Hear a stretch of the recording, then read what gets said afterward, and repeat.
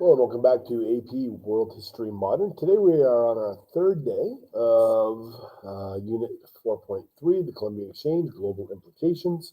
And we're still on that same learning objective, looking at the causes in the Columbian Exchange and the effects in the Eastern and Western Hemisphere.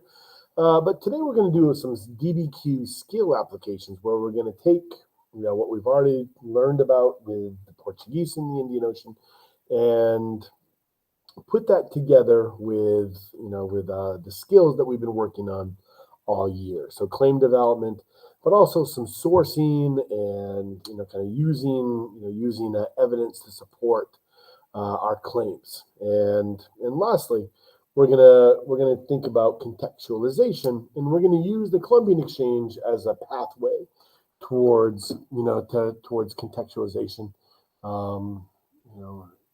By looking at an Indian Ocean dock. All right. So if you weren't in class, shared on Google Classroom, you've got a document set, which I'll show you in a minute. And so your homework or your classwork makeup, because we did this in class today, is to do the following. All right. So we have a prompt: evaluate the extent to which the Portuguese transformed maritime trade in the Indian Ocean in the 16th century. So that is your claim. So that is your prompt. So you are to, based on that prompt, develop a thesis statement that develops the topic of the prompt. Please use the documents as a guide in your development of your claims, categories of analysis, plus your skill application, right? So your thesis. So what we did in class is, first off, when we saw this as a prompt, we simply brainstormed what we know about the Portuguese in the Indian Ocean before we did anything, before you read any documents or anything at all. Just brainstorm. What do you remember about your Strayer homework? What do you remember about your class discussions? Just kind of do a little bit of a brain dump about what you remember about the Portuguese in the Indian Ocean, right? And once you do that, right, are there any facts? Right? Are there any facts or anything specific evidence that you can come up with? And if the answer is yes, right, then think about where the category of analysis lives. It lives one level of specificity above a fact, right, and it lives one level of specificity below the theme, or right what is being asked here in your prompt. So transform maritime trade. We need one level of specificity below maritime trade. So this is economic, one level of specificity below the economic theme concept of maritime trade, but one level of specificity above a fact. So, and of course, we went over this in class. You can technically get thesis point by putting a fact in there, but then you take away your possibility of using that for your evidence point. So that's why we kind of like to find that middle ground to maximize your point output on the rubrics. All right, so you develop a thesis, right? And this is what we spent most of the time on, is kind of playing around with that. And then how would you use the information from the Columbian Exchange to contextualize this prompt? Right, so the contextualization has to be specific to the prompt. So what do you know about the Columbian Exchange that we've read so far that would match up with this? All right, and then try to source maybe one of these documents, right, in one way using that HIP method, and and then use a document to support a claim. So how would you use the document as evidence to support whatever claim you have?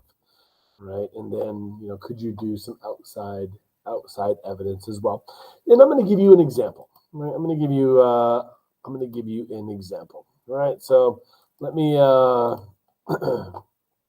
let me go into this document. So this is what was shared with you on Google Classroom. All right, so I'm gonna give you an example for document 1. All right, so I'm going to read document 1 to you, and then we'll kind of show you what. Some ways you can use it as evidence and to support. Source: advice given in 1500 by a Muslim merchant of Calcutta to the Hindu ruler of Calcutta concerning the arrival of the second Portuguese expedition to this city, recorded in the history of the discovery of the conquest of India by the Portuguese. So this was published in 1551 by a Portuguese historian. But this is recounting a conversation that happens. I mean, this is so soon after Portuguese arrival. Right? Vasco da Gama, doesn't even leave Portugal until 1497 on his first voyage. So this is like 2 years after da Gama was there. Right? So this is very early on. So this is this is from a Muslim merchant to a Hindu prince.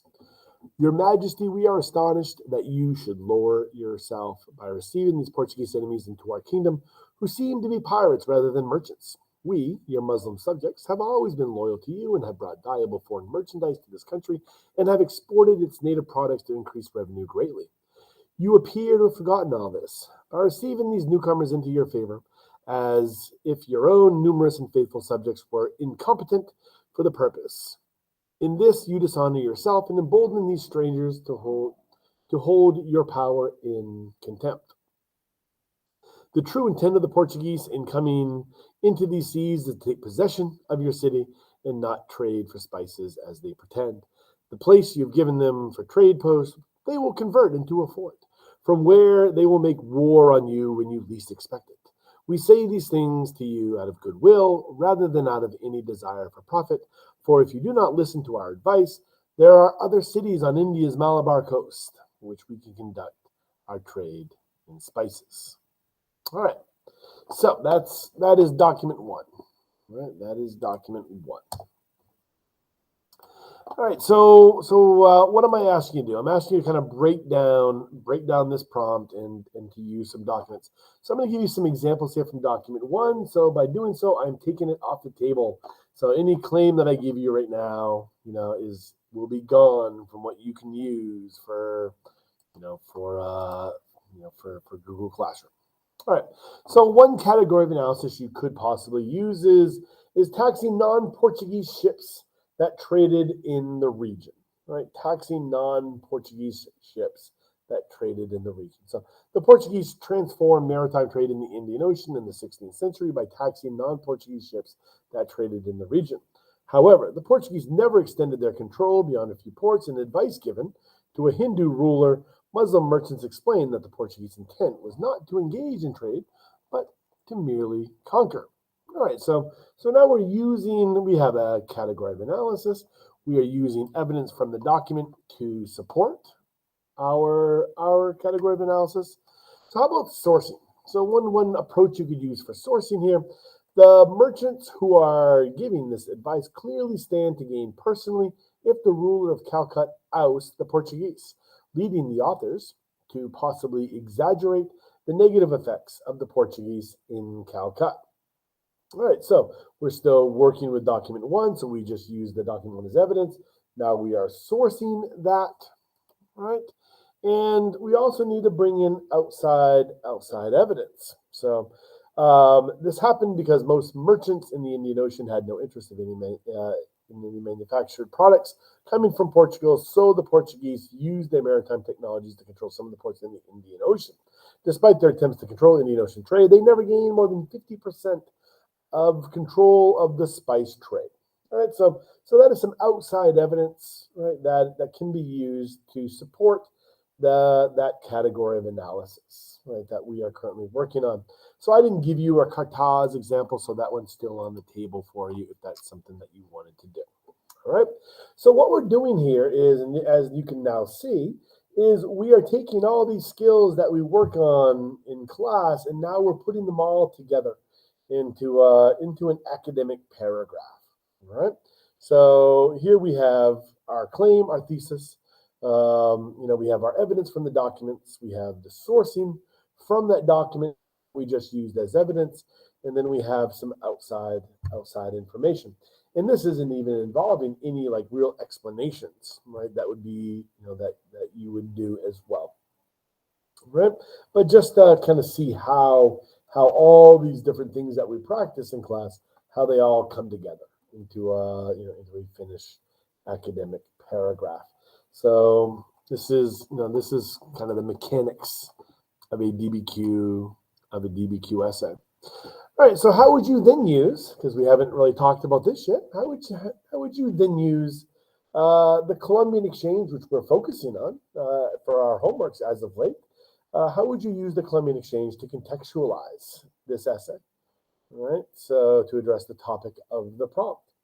So in class, we brainstormed a few ideas, right? And they mostly revolve around one concept. So I guess I'll give you a hint. Is obviously we know what the Portuguese do and what role they perform initially, but once you start to see widespread colonization of the Americas, the Europeans will have commodities to bring to the table, right? When it comes to Indian Ocean trade. So can you come up with a specific European country and a specific commodity that European country would have brought to the Indian Ocean trade network, right? Something that any European country could have offered. So be specific to an empire, European empire, and a product coming out of the Americas. It doesn't have to originate from the Americas, but it is a commodity coming from the Americas as part of the Columbian Exchange. And that's one way, just give me one example, right? And that's what I'm looking for that. All right, that is all for today. Sapriati.